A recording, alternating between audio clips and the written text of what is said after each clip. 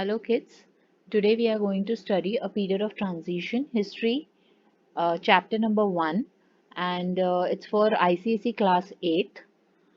So let's start with it. First introduction. So what is transition? Transition means change, and in this chapter we are going to learn the time period in history between the medieval and the modern periods. History is very vast, and to make it study in an easier way, it is divided into three periods: ancient period, medieval period, and modern period. This period of transition is a period between the medieval period and the modern period. So, what is this actually a period of transition? It is a period when the Mughal Empire had declined, the Marathas attempted to replace the Mughals, and the British conquest in India. What are the sources? There are primary sources and secondary sources. The first hand information which we have are the primary sources such as letters, autobiographies, government reports, newsreels, newspapers, speeches, audio and video recordings, photographs, paintings, sculptures, archaeological remains such as artifacts and monuments. Secondary sources are basically derived from the primary sources such as reports, reviews, and articles and books by the historians.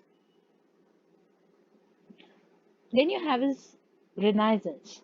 So, what is Renaissance? Renaissance is a French word which means rebirth, or you can say revival.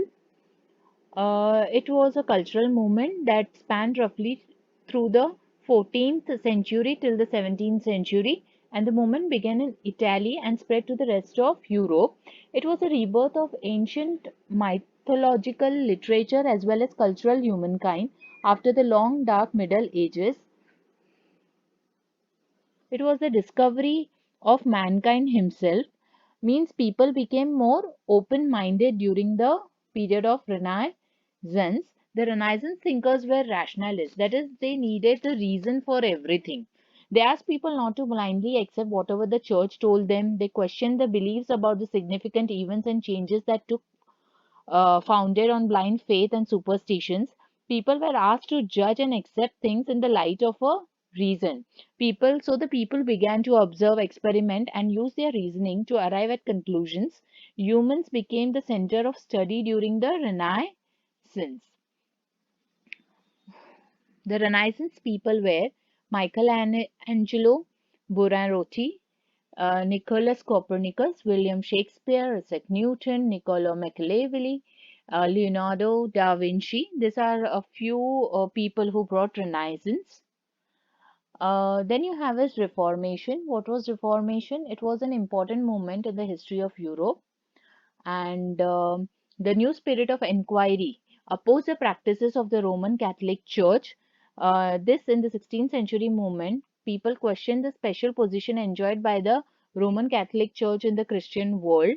Some people spoke out against the church because they believed that the church had become too powerful, rich, and corrupt, and these people were called as Protestants.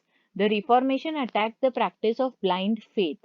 The reformers asked people not to blindly accept whatever the church told them. They urged the people to read the Bible and follow its teachings.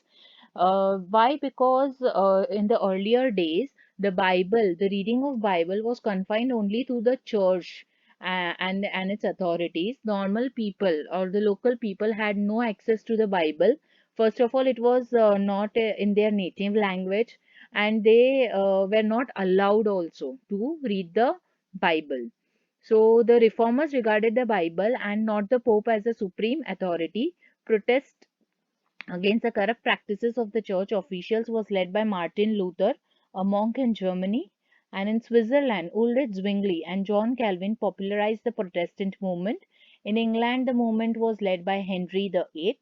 And in response to the Protestant Reformation, a movement began within the Roman Catholic Church to restore the reputation and credibility of the Church. And this was known as the Catholic Reformation. Discovery of voyages. During the 15th century, the most important trade route between Europe and Asia was an overland route that passed through the Western Asia. The trade route with Asia was profitable and extremely important for Europeans.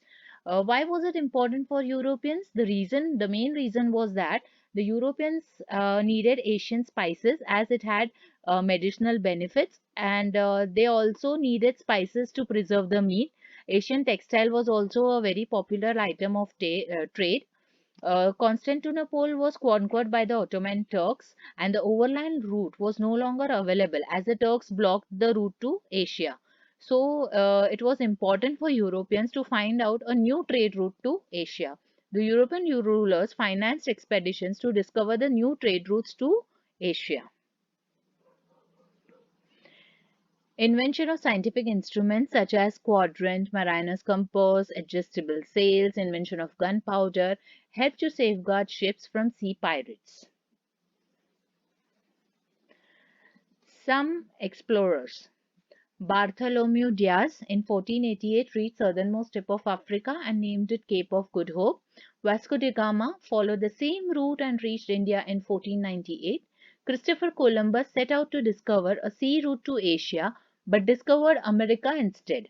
Amerigo Vespucci reached America. Ferdinand Magellan, a Portuguese sailor, was the first to sail around the whole world. This is a picture of some explorers. Vasco da Gama, as you know, he was very famous. Christopher Columbus and Amerigo Vespucci. Thank you for watching the video. Like, share and comment. Be independent, be confident. And I'll soon upload a part 2 of the chapter. So stay tuned, stay updated. Thank you so much.